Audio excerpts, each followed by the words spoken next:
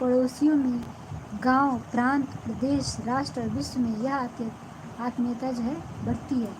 अंत में समस्त जड़ चेतन में आत्मभाव फैलता है और अंत में जीव पूर्णतया आत्म संयमी हो जाता है। फिर क्या होता है, धीरे धीरे जीव जो है आत्म संयमी हो जाता है और अंत में जीव पूर्णतया आत्म गृहस्थ की यह छोटी सी सरल सुलभ साधना जब अपनी विकसित अवस्था पर पहुंचती है तो आत्मा क्या होता है, परमात्मा बन जाती है और पूर्णता को प्राप्त होती है।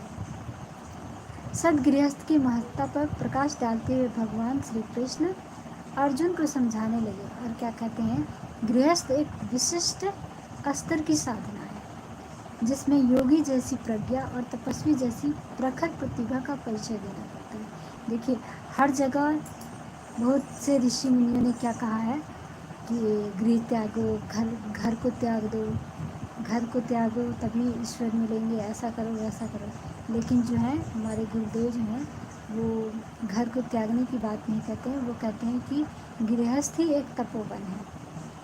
जो गृहस्थ आश्रम जो है एक तपोवन है जिसमें हमको एक तपस्या करनी पड़ती है।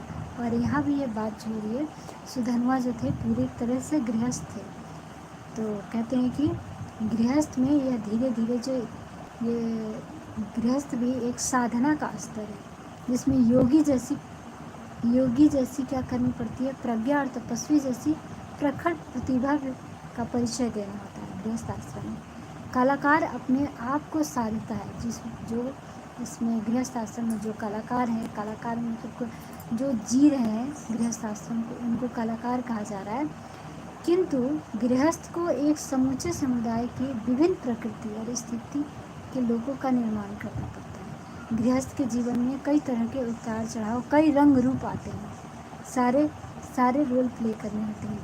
जो भी संत ऋषि मुनि जो होते हैं उनको तो एक ही जैसा मिलता है, लेकिन गृहस्थों के जीवन में कई रंग आते हैं। यह कार्य सघन आत्मीयता, समग्र दूरदर्शिता और समग्र तत्परता से संभव हो सकता है। ठीक है, तो यहाँ पे चलिए मैं जिन लोगों ने कहानी को पूरी नहीं सुनी, मैं उनको फिर से सुनाती हूँ, रिपीट कर रही हूँ, अब ध्यान से सुनिएगा।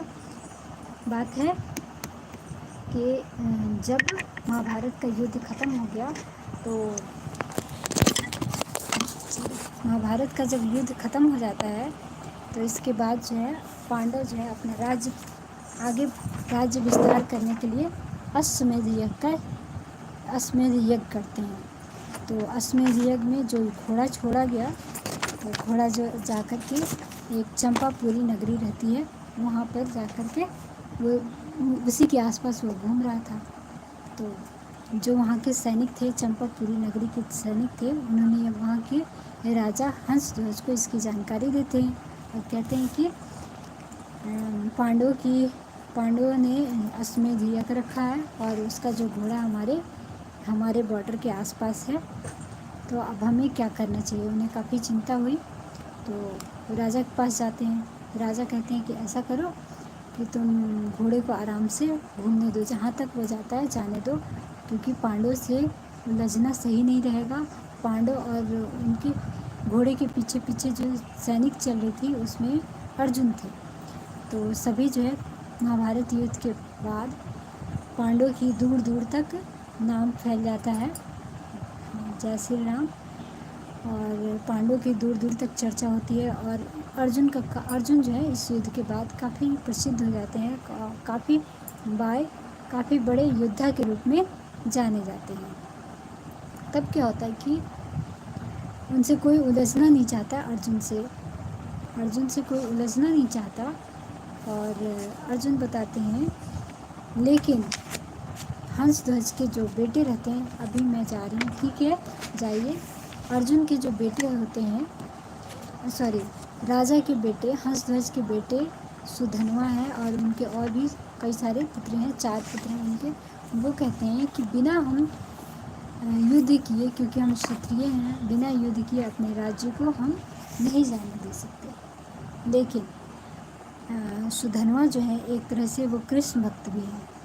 उनका उद्देश्य जो था कि वो कृष्ण भगवान से मिलेंगे। उनका उद्देश्य था कि कृष्ण भगवान से मिलेंगे, लेकिन कृष्ण भगवान से कैसे मिले। सभी जानते थे कि कृष्ण भगवान